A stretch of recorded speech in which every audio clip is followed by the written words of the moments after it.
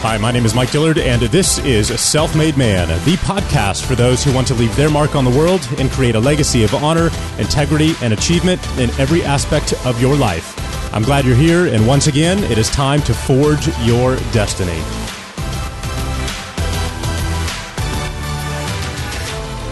About 9 months ago, a guy named Ed Mylett came out of nowhere and made a massive splash in the entrepreneur and personal development space. It seemed like within weeks he was on every major podcast and even started a YouTube show of his own where he was interviewing guests like NFL star Terrell Owens, Kevin Harrington from Shark Tank, and Tony Robbins. Right after that, he announced business partnerships with Grant Cardone and Andy Frisella. And within months, his YouTube channel grew to over 180,000 subscribers. And today, his Instagram account is quickly approaching 900,000 followers. So I had to know, who is Ed Mylett? Well, it turns out that Ed is an incredibly successful entrepreneur and a quintessential self-made man who came from nothing and built a $400 million fortune in the financial services industry. He's a husband, a father, and a guy who leads his life with passion and with heart in a way that leaves you feeling truly inspired. This has definitely been one of my favorite interviews of the year as we dive into why Ed has come out from behind the curtain and into the light of social media. We're also going to get into the process that he takes his clients through in order to unlock their full potential. And we're going to go into every subject there is when it comes to life, from creating a successful marriage to raising kids with wealth to the role that hash browns, yes, hash browns, play in his social media strategy.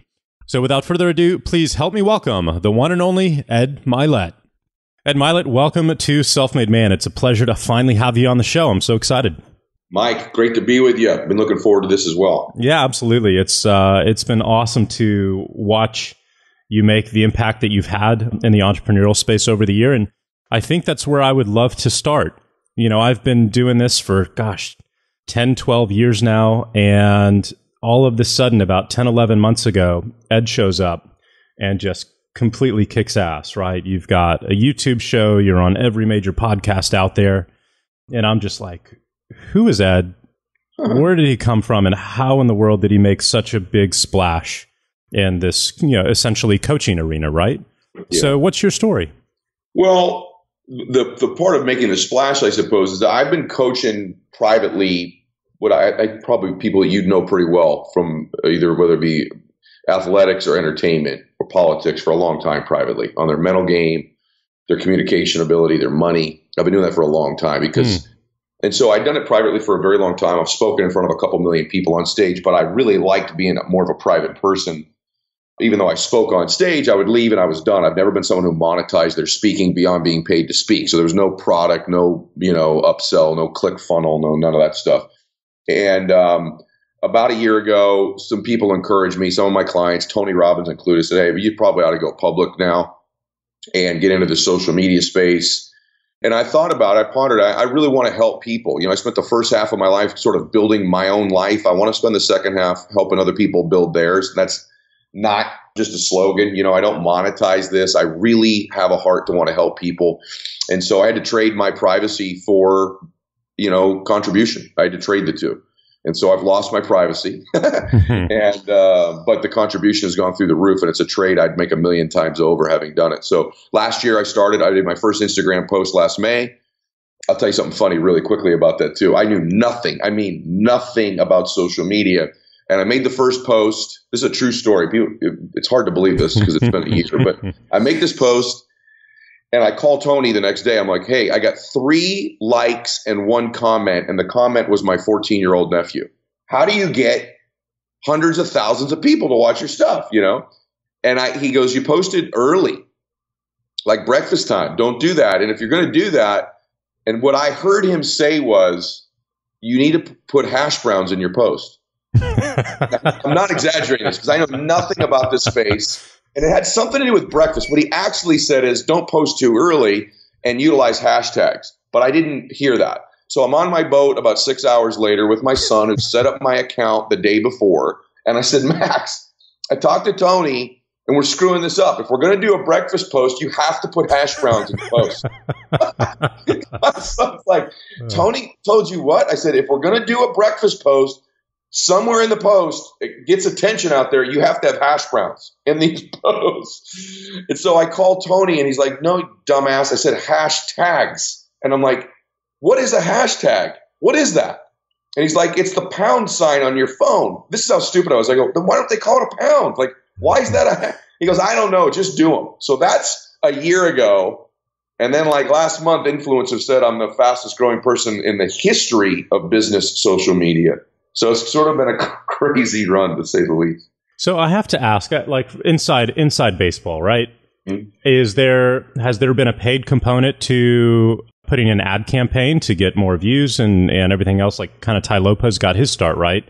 Yeah, no. I will tell you that. So what is it? It's June. Last month, I did start to do some promotions, boosts of my videos on Facebook and Instagram. I'd never done that before last month. So, and by the way, it didn't work. Whatever I'm doing didn't work. Interesting. So no, my growth has come through, I think, really a couple things. If people want to grow their social media presence, it's gone through. First, the content is probably valuable. So I've been able to seamlessly use my podcast, my Instagram. I had an unfair advantage. Don't forget, I was able to call Tony Robbins to do my first show.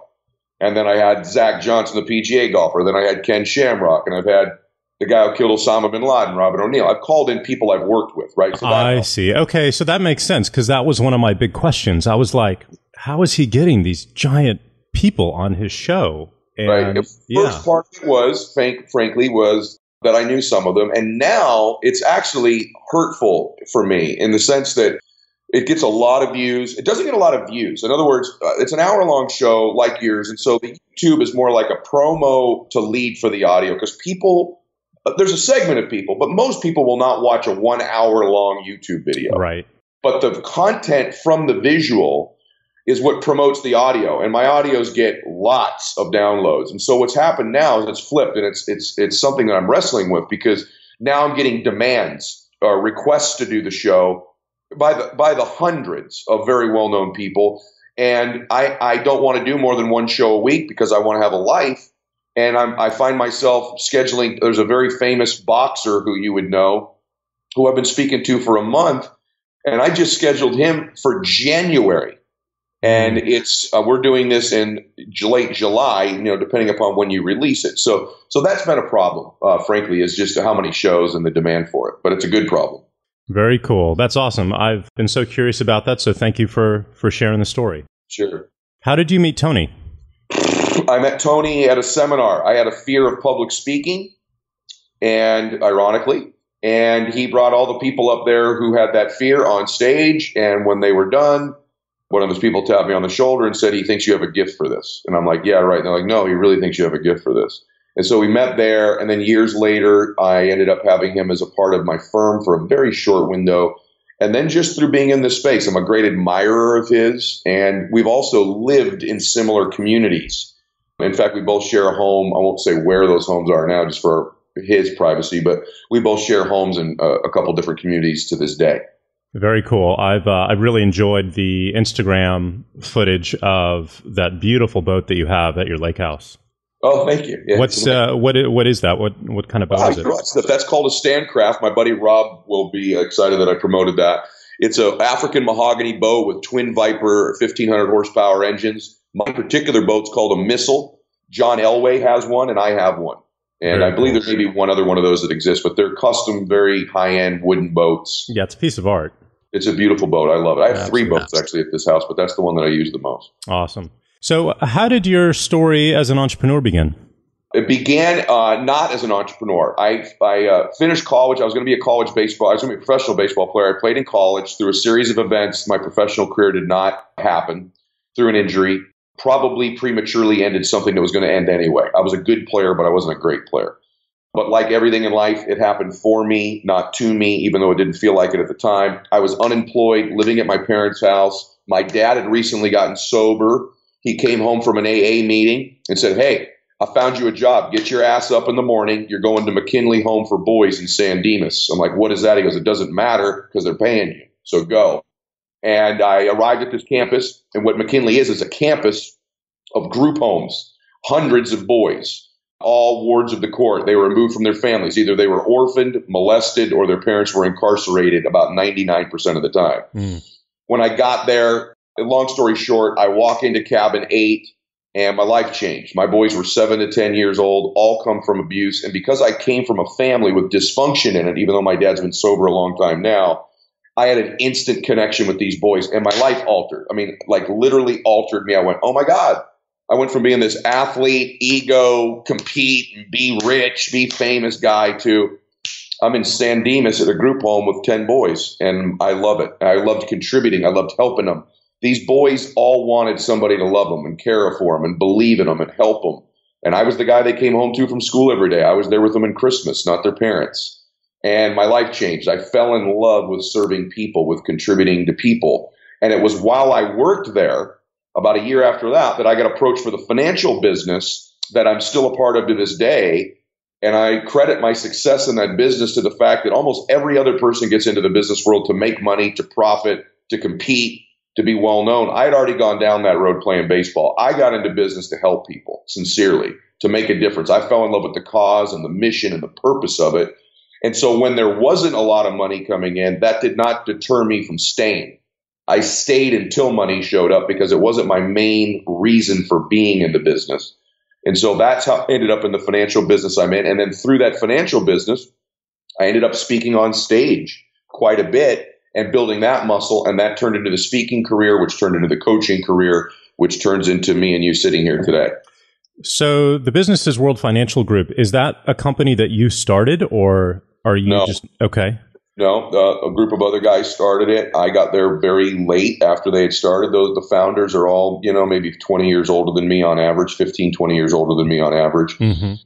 And what I liked was that the company seemed at the time to me, and I now know it does, it helped people who reminded me of the parents demographically that I was helping their kids at the group home. Middle income to lower middle income people that needed help. They needed guidance. They needed to understand things. And I loved that I could help the parents of these kids and catch them before trouble got there.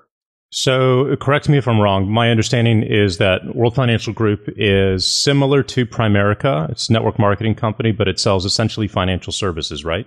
I'd say yes. I would say the part that I would agree with is similar to Primerica. Yes. And the difference being a similar business model, difference being in the types of products.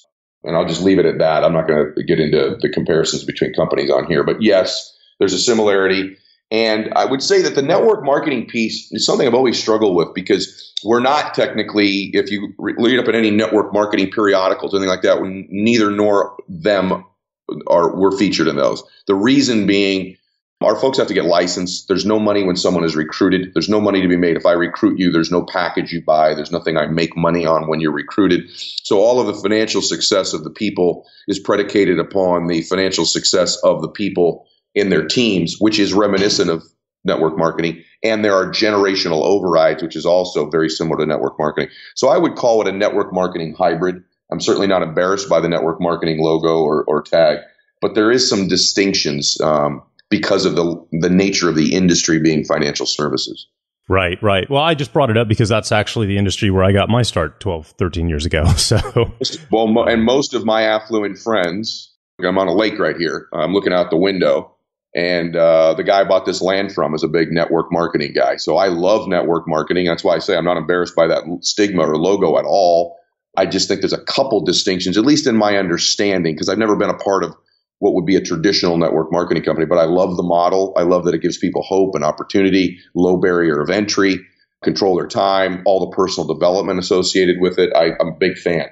Yeah, it's interesting. I've always appreciated the education side to it. It's a personal development school system almost. Yes. And so that's what I found when I was in college. And hey, $300, I can start a business. Great.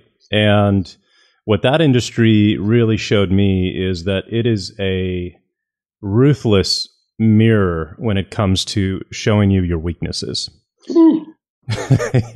You're right. So, which is a good thing. I always said that, I don't mean to interrupt you, I just want to agree with you that people that I know, if we took, and I'll use people that have been on my show, so I'm not naming, if we took Mark Wahlberg or Dominic Cruz, the UFC champion, you take any successful person, I find they're more self-aware than average people. I think one of the traits is self-awareness, and certainly getting into a business like that forces self-awareness on you. You're like, wow, I really am afraid of this. I'm not very good at that. And it forces you to grow and change. I think all business is a self-improvement program with a compensation package attached to that growth, and probably no more prevalent than any other business model is probably network marketing, where that's true. Yeah, I mean, it just forces you to again, see that, what you just said, and then you're left with a decision. Either do something about it or don't. Walk away, right? You got it, yes. And it's pretty tough in that way, but it's a crucible, and it absolutely made me who I am today. So wonderful. Yeah, very cool.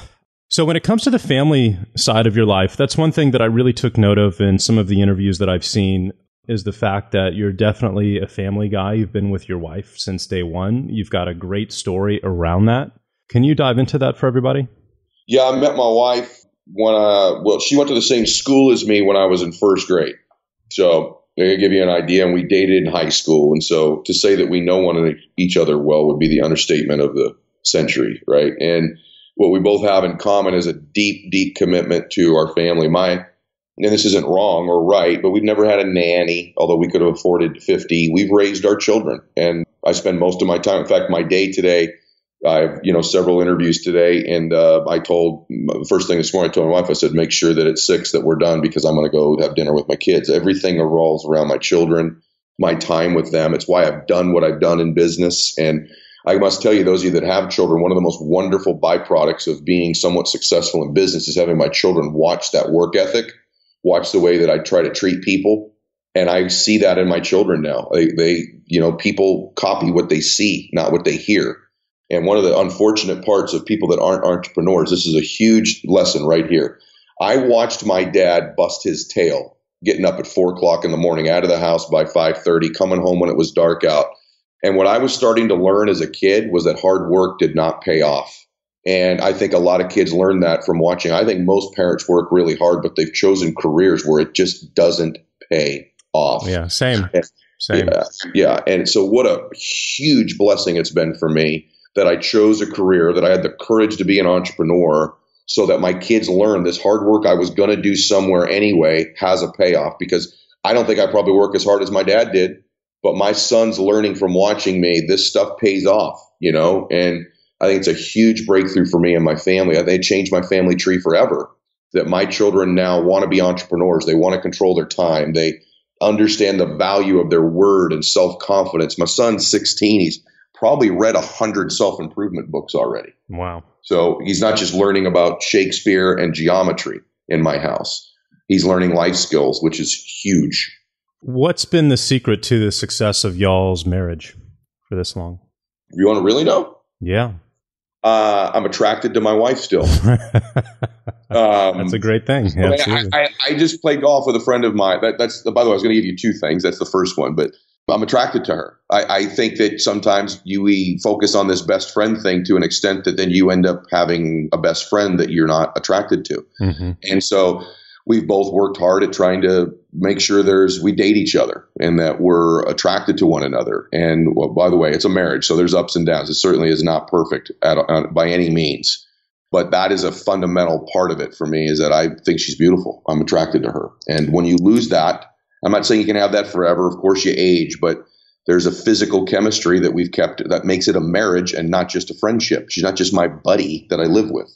And so that's a big deal. That's not something people enjoy hearing, but that is a truth. It's kept our lives spicy, so to speak. And then I think the second thing is shared values. Although we disagree about different things and we're very different people. I'm extremely driven, extremely passionate, nuts about the next level. And my wife is happy if we lived in a shack in the middle of a field somewhere if we were just together. And so we're not the same, but we share values in our faith and our family. And she's just an amazing mother. I just admire what an amazing mother she is. She lets me be me. She's a big believer of me. And I think we're honest with each other too. So those are major factors in my marriage. But most people will not tell you the first thing I told you. No, that's the first time anyone's admitted it, but it's something I think that we'd all agree with. So. This weekend, a friend of mine who's getting a divorce, and I don't mean to be blunt, but why don't we have a good show here, right? Yeah, absolutely. I said, hey, man, I said, you know why most people get divorced, right? They grow apart.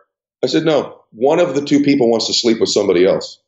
That's why most people get divorced. And everyone right now is nodding their head as I say it. Yeah, 90% of divorces are because one of the two of them or both of them wanted to sleep with somebody else and not the person they were with.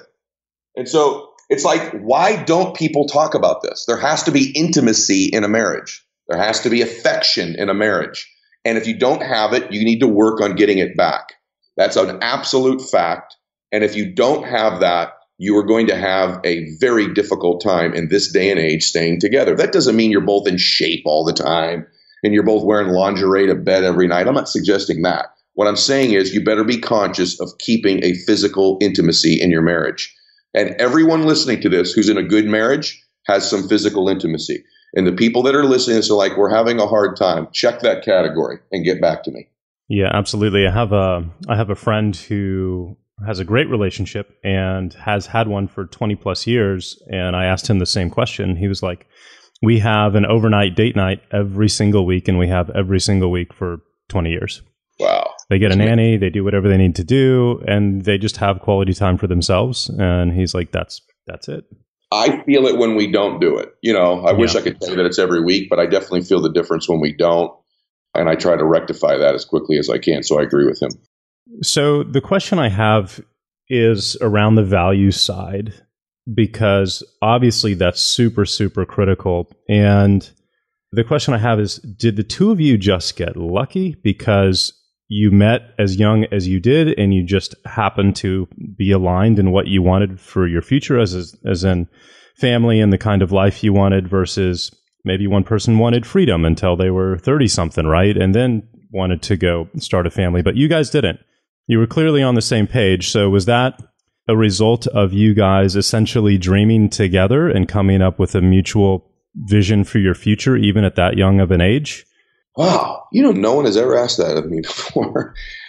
I want to answer you honestly. I don't think that we share the same vision all the time, her and I, for our lives. In fact, right now, we're going through something on that where I've started in this social media space. It's taking more and more time away. And I think there's a part of her that's sort of like, no, why are you doing this? Because our life is great. Right. And so the constant struggle for us is her saying our life is great and me saying, no, it can be better. And so maybe some of you can relate to that. So we share values, meaning we share our faith. We share our commitment to one another. We share our love for one another and our love for our family and the way we want to treat other people. And I think we share our generosity in terms of how we want to contribute to other people. What we don't share, which is very opposite and creates tension, which is okay, is our vision for what our lives would look like. You'd think, well, gosh, you've built, amazing life. Is that all smooth because you're both going in the same direction all the time? No, it's not. It's constantly a conversation we're having about me saying, babe, this is what I see. This is where I think we can go. This is why it matters. This is why it's important to me. And oftentimes she will defer to me because she knows how important it is to me. And then there'll be things where I just defer to her because I know how important it is to her, because we really are wired differently. We're very different people. There was a point in my life, frankly, where I thought, I wonder what it would be like if there was two drivers. You know what I mean? Yeah. I've wondered that. Like, would I be further ahead? Yeah. Candidly, we all wonder that in our lives. And I've come to the conclusion that we may drive each other crazy because I'm such a driver. And I think that she gives me perspective that I would never have if I didn't have this other voice all the time saying, frankly, things like make sure you're present when you're at home. Go see Max and talk to him. Go sit down with Bella. Make sure you're getting that time. Go take her for a ride. Because I think sometimes I'm just go, go, go, go, go. And if I'm not careful, I will miss things. And so we're a great team in that sense, more than we share a vision. I'd love to tell you, man, we share an identical vision. But I think she would tell you at many different stages, she'd say, this is perfect right now. Let's press pause and let's just ride this out. And I'm like, nope, we're not pressing pause. There's other people to help. There's another thing to go see. I need to grow. I'm kind of like this.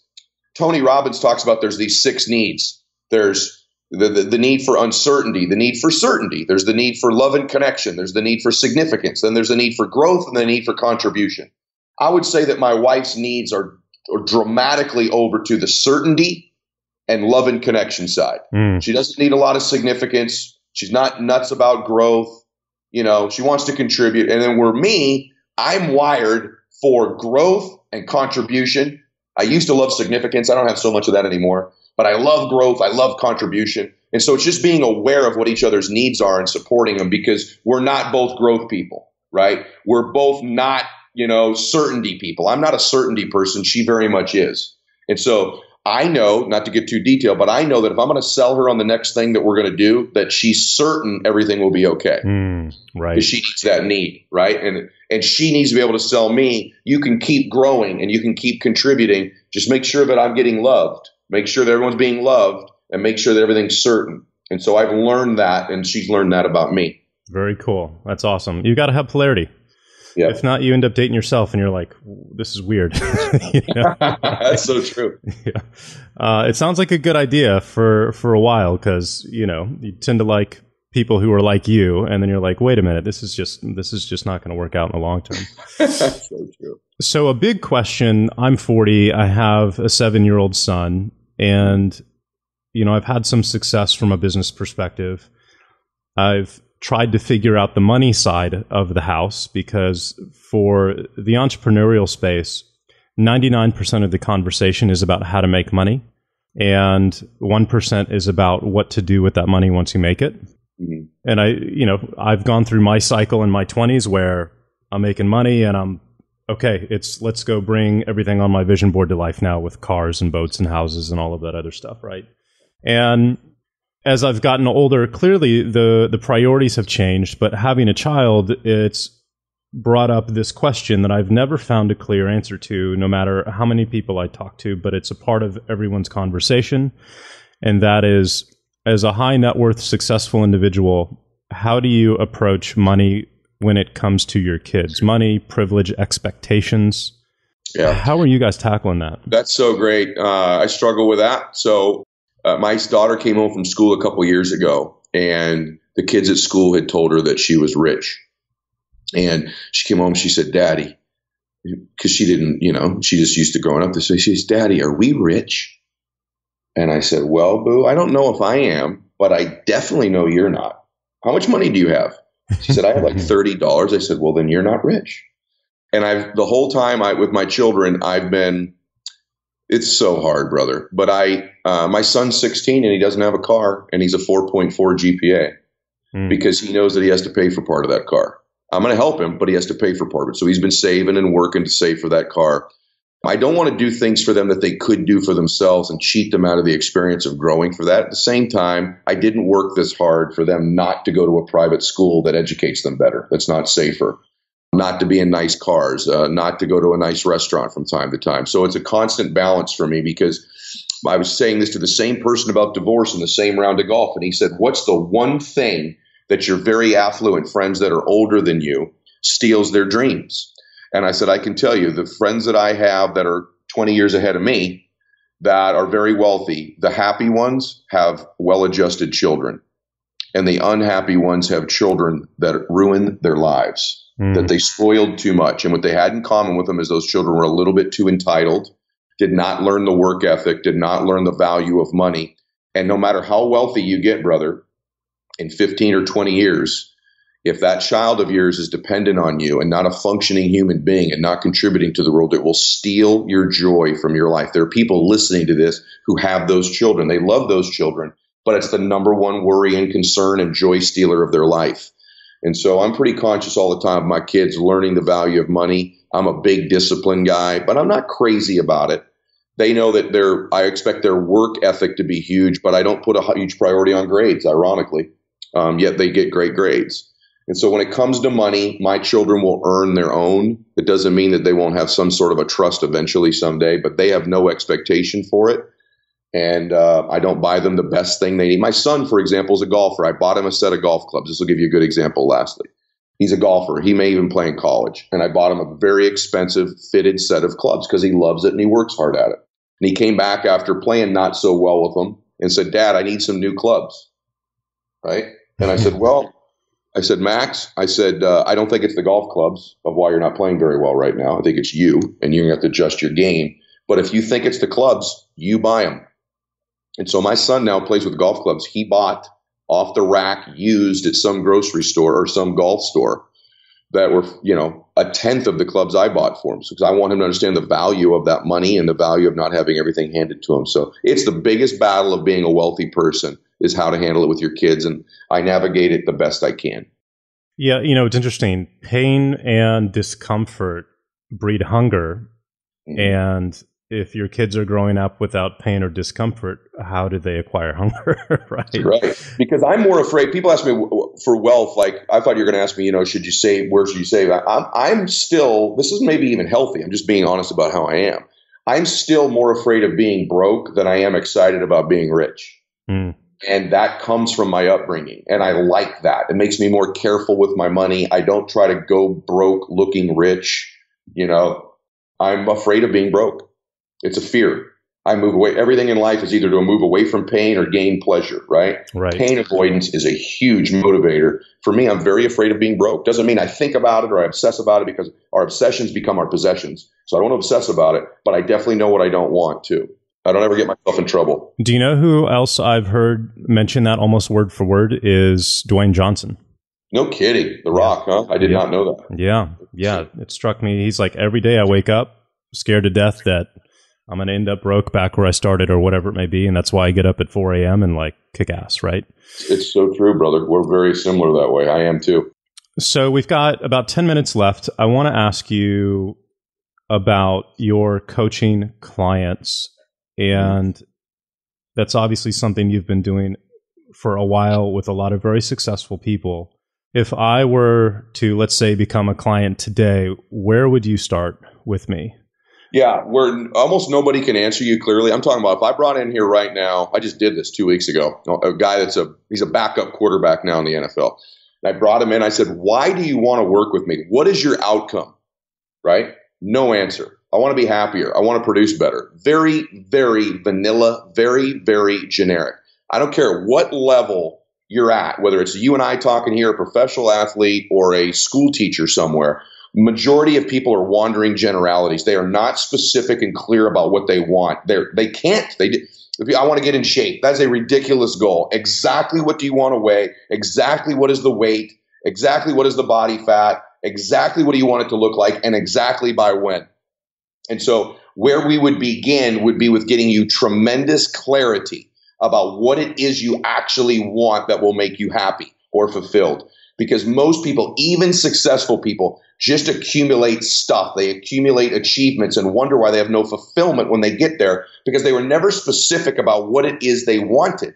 And it blows my mind. I'm talking about very successful people. And they're like, I'm not fulfilled. I'm not happy. What's wrong with me? What do you want? Well, they're very general. How'd you even get where you are is sometimes where I wonder with people, right? So I go through a series of exercises with great precision, great specificity to get extremely clear on exactly what it is they want. And what successful people want more than anything, ironically, is security, is safety. We're all seeking safety. It's a survival mechanism in our brains that have been developed over millions of years, right? And so getting clear on what you want and your pursuit of it, whether you're there or not, creates an incredible amount of safety and certainty in our lives. And so where I would say for all of you listening to this is you're not specific and clear enough. You just aren't. You think you are and you're not. This includes me. My wife the other night said, exactly why are we in this space? I'm talking about the personal development, Instagram. Why? Right? I'm like, babe, we're going to win. We're going to help all these people. And I realized in the sentence, I was saying exactly the same bullshit my clients say to me when they come in. I was very vague. And I said, I tell you what I'll do. Give me a week. And by the way, it's due tomorrow. Give me a week. I'm going to tell you exactly what's going to come from this. Because I'm just this wandering guy succeeding, supposedly, right? With no destination, no idea whether I've gotten there, no idea exactly how I'm going to get there. And even mega achievers, the shift is we really do obsess what we really do possess what we obsess about. And so we just do as humans. So if you can get more and more clear and obsessed with exactly what you want, you find a way to get it. I'll give you an example. You know someone in your family like my dad who had a drinking problem or an alcohol or drug problem. All of you know somebody like that. And you could take that person to an extreme situation where maybe they're even living on the street now with no job, no income, no means to get their hands on that drug or alcohol. Yet they do, don't they? Because they're extremely clear. I got to get that heroin. I have to get that. For my dad, it was Beefeater's gin, right? I have to possess it. So you could have no system, no money, no resources, no house, and somehow these folks find a way to possess that obsession because they're exactly clear on what it is. We spend too much time on how. That doesn't mean we don't build a plan. Let me tell you something. Human beings are wired to possess what they obsess over. So I'm really good privately at getting people obsessed with what they want to possess very clearly. And then we build plans on how to do it. But I'm a big believer in the power of faith, the power of humanity combined with that faith to acquire the things we really obsess about. It's just about getting clear on it. That's very cool. Is this going to be covered in your book? Yes. Awesome. Well, that is, I gotta go ahead and use that as the segue because I think it's a perfect one. You do have your first, well, is it your first book or do you have a previous one? It's my first book. Yeah. Okay. I have it coming out. It'll be mid-August. It's called Max Out, #MaxOut. I think it's strategies for elite performers. And basically what I did is I took the things I've been doing in private coaching. It's just 100 pages, a quick read, but everything from my morning and evening routine specifically, how do you build self-confidence? Specifically, what is the reticular activating system in your brain and how do you program it? How do you change your identity? There's a whole bunch in there that I think is going to change the world, frankly. That's going to be awesome. Yeah, it's going to be really good. Can't wait. And I have to ask you one last question here. What does Max Out mean? Max Out comes from, my son's name is Max, and it comes from this concept. I'm a person of faith, and you don't have to be a person of faith to believe what I'm about to say, but what I want at the end of my life is I want the Lord to say, I don't know why this got me emotional right there. That was weird. I want the Lord to say to me, well done, good and faithful servant, when I'm done with this run here. But I have this hallucination that when he tells me that, he's going to introduce me to the man I could have been. Oh, I think he's going to introduce me to the person I was born to be, that I was destined to be, the man that he made in my image and likeness. He's going to say, here he is, Ed. This is the man you could have been, or the woman in some of your cases, right? This is the man you could have been, the places you could have been, the things you could have seen, the people you could have helped, the memories you could have had, the achievements, the difference you could have made in the world. This is that man right here. Meet him. And I think the ideal end of a life is I meet that man and I say, brother, I've been chasing you for a long time and we're identical twins. And the guy looks back at me and says, man, I've been following you too. Welcome, brother. And we're identical twins. I think the terrible, tragic end of a life is you meet that person and you're total strangers. Ed, that's that story is the first page of a script I've been working on for 2 months. Are you kidding me? I'm not kidding you. I can show you. I could show you the file on Skype right now. Oh my goodness! Is weird. Yeah, it's what's the definition of hell? It's meeting the man you could have been. Oh my gosh, brother! Yeah, crazy. Step and release it because it's in my book that comes out next month. I just believe that. And so, by the way, if you could see my hairless arms right now, they are goosebump. The fact that you've written that as well. Yeah. Because I've never heard it before. And so by the way, I may change that because heaven is where you meet the guy you were born to be. Hell is where, ooh, wow. I love that. That's really good. Yeah. For me, so what I do, you asked about Max Out along those lines, is that every decision I try to make in my life does it put me closer towards that person and maxing out my life? Because the maxed out version of me is my identical twin. And so I chase that dude all the time. Very cool. It's that's so crazy. That's so weird that we've had the same shit going through our heads. Wow. I'm gonna pull up the doc here. I'll send it to you on Skype. I love it. I'll help you with that too because I'm such a gigantic believer. Please let me help you if I can. Well, I know we've only got a minute or two, but the whole point of it, it's the script that I've been working on for months for the primary video for Self-Made Man on the homepage of what is this whole platform about. Like, why does it exist? Why did I build it? What's the purpose? And that story is the first page of the script. That's incredible. That's incredible. Very cool. Well, this has been an absolute pleasure. I wish we had more time. We'll have to do this again when the book comes out and do a recap, which I think would be amazing. But Ed, it's been awesome, man. Thank you so much for the time today. Mike, honestly, a pleasure. I'm so glad we've connected, and I feel like it's the beginning of a friendship. So yeah, likewise. Absolutely. So you've obviously got the book coming out, and they can pick that up at edmylett.com. And then you've obviously got a fantastic YouTube channel, and then you're blowing it up on Instagram. So what's your Instagram hashtag for everybody? Well, it's Ed Mylett, but you can just find hashtag Max out as well. But if you go to Ed Mylett, EDMYLETT, you'll find all my stuff. Awesome. Well, thanks again so much. This has been a pleasure. Guys, gals, thank you for listening as always, and we'll see you next week.